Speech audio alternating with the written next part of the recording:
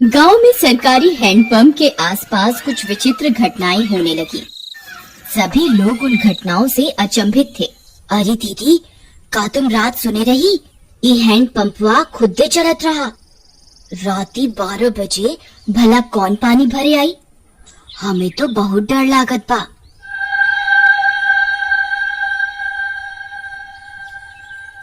हाँ रानी, हम सुने रही। हमार रिंकिया के पापा तक कहत रही कि हम जाके देखा। हम उनके रोक लिहिस। कौन जाने का बला हुई। फिर उसी रात फिर से 12 बजते ही वह हैंडपंप खुद से चलने लगा।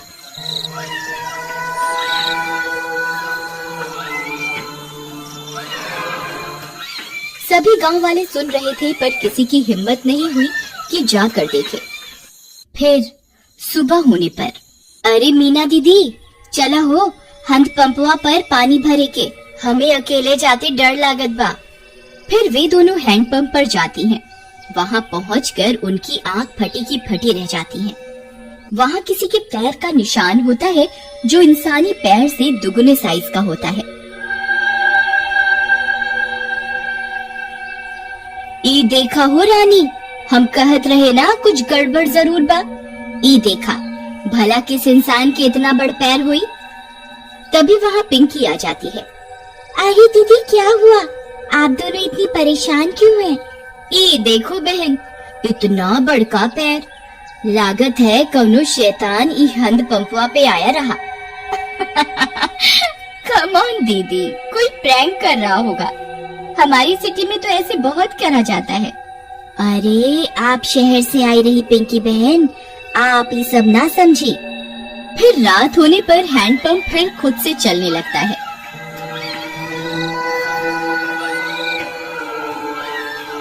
मम्मी, मैं जा रही हूँ हैंडपंप के पास। मैं अभी सबक सिखाती हूँ इस नमूने को। फिर जैसे ही पिंकी वहाँ पहुँचती है, वह दंग रह जाती है। वहाँ 2 सिर की एक चुड़ैल हैंडपंप चला रही होती है। पिंकी के पसीने छूट जाते हैं। आ गई, बहुत इंतजार कराया तुम गांव वालों ने। 2 दिन से कोई खोपड़ी खाने को नहीं मिली। मेरा तो सिर ही दर्द हो गया ये हैंडपंप चला चला के। कितने दिनों में एक शिकार आया है। पिंकी हाथ जोड़कर अपने घुटनों पर बैठ जाती है। चुड़ैल जी, I'm so sorry। मुझे लगा कोई गांव वालों से प्रैंक कर रहा है। मुझे माफ कर दो चुड़ैल जी। मैं तो पास के शहर में पढ़ती हूँ, इस गांव में घूमने आई हूँ। पर चुड़ैल उसकी विनती नहीं सुनती और उसकी खोपड़ी खा जाती है। फिर अगली सुबह, अरे मीना बहन, देखा तो आज तो यहाँ खून भी पड़ा बा। कौनो अनहोनी हो गई लागत बा। तभी पिंकी की माँ वहाँ आ जाती है। अरे कल रात से मेरी पिंकी घर नहीं आई। वो रात इस नल पर आई थी। हाँ, ये खून कैसा पड़ा है? कहीं ये मेरी पिंकी का तो नहीं।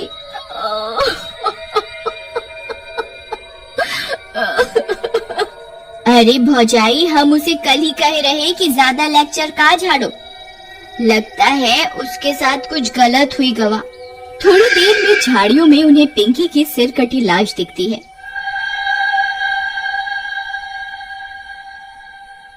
यह बात पूरे गांव में फैल जाती है। सब फैसला करते हैं कि अब से इस हैंडपंप पर कोई नहीं आएगा। फिर रात होने पर वह चुड़ैल फिर से हैंडपंप पर आकर उसे चलाने लगती है, पर कोई नहीं आता। लगता है गांव वाले चालाक बन रहे हैं। इनको किसी और तरकीब से बुलाना होगा, नहीं तो हम भूखी मर जाएंगी। हाँ, पर करें क्या? रुक जा मेरे जुड़वा सिर, अभी तुझे किसी खोपड़ी का स्वाद चखवाती हूँ। फिर वह चुड़ैल पिंकी के घर के पास पहुंच जाती है। वहां जाकर चुड़ैल पिंकी की आवाज में उसकी माँ को आवाज देती है।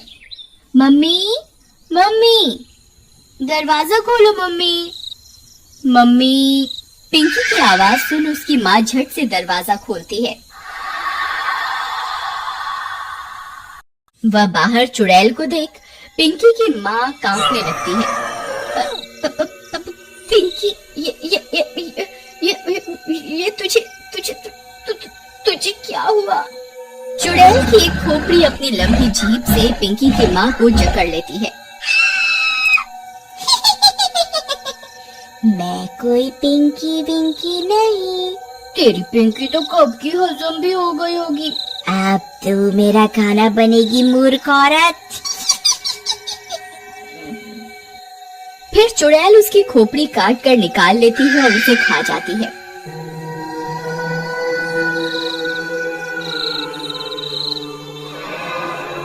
फिर सुबह होने पर पिंकी की माँ की सिर कटी लाश देखकर पूरे गांव में हाहाकार मच जाता है। किसी को कुछ समझ में नहीं आता कि ये कौन कर रहा है और क्यों कर रहा है। सुनत हो जी, उस शहर वाली माँ बेटी के कोई मार के मुंडी गायब कर दिया रहा। लगता है कोनो भूत पिशाच ही सब कर रहा है। तुम बाहर ना जावा, तुमका कुछ हो गए तो हम का करब? अरे हमका कुछ ना होई। हम जात रहे वो हैंड पंपुआ के आसपास सीसीटीवी कैमरा लगाई खातिर, ताकि देख सके आखिर मामला का बा। फिर वह गांव की कई दीवारों पर सीसीटीवी कैमरा लगा देता है। रात होने पर वह चुड़ैल वापस आती है। वह थोड़ी देर हैंडपंप चलाती है पर कोई नहीं आता। वह गांव में पिंकी और उसकी माँ की आवाज निकालकर सबको बुलाती है पर कोई नहीं आता। लगता है गांव वाले बहुत होशियार हो गए हैं। कुछ करना पड़ेगा। हाँ, कुछ तरकीब सोचो, नहीं तो अगर हम 2 दिन भूखी रही तो मर जाएंगी। गांव वाले हैंडपंप से पानी नहीं भर रहे पर कुएं से तो भर रहे हैं। हम चलकर कुएं में बैठ जाते हैं। जैसे ही कोई आएगा तुम अपनी लंबी जीभ से उसे अंदर खींच लेना, फिर हम उसे खा जाएंगी। हाँ, सही कहती हो। फिर वह चुड़ैल कुएं में जाकर छिप जाती है। सुबह होने पर, अरे सुबह सुबह कहाँ जावत बा? रात शैतानी शक्ति सारे गांव में घूम रही। अरे तू डरा ना, हमार राजकुमारी, हमका कछु ना हुई। हम जा रहे सीसीटीवी कैमरा से रिकॉर्डिंग ले खातिर। अच्छा जावत ही हो तो मटका में पानी भर लावा कुआं से। फिर रानी का पति मटका लेकर निकल जाता है। अरे पहले रिकॉर्डिंग निकाला कि कुएं पे जावा? चलो पहले कुएं पे चलते हैं, नहीं तो वहाँ भीड़ हो जाए। फिर वह कुएं पर जाता है।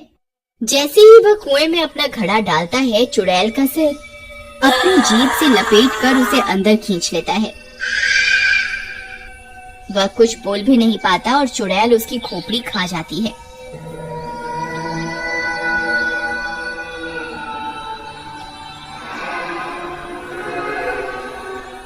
कुछ देर में गांव वालों को उसकी सिर कटी लाश कुएं में दिखती है। इस बार और कोहराम मच जाता है। हम कहर, अरे हम इकरा की कही रही ना जावा सुबह सुबह, पर ये हमारी एक न सुनी। हम तो लुट गए, बर्बाद हो गए। हे राम।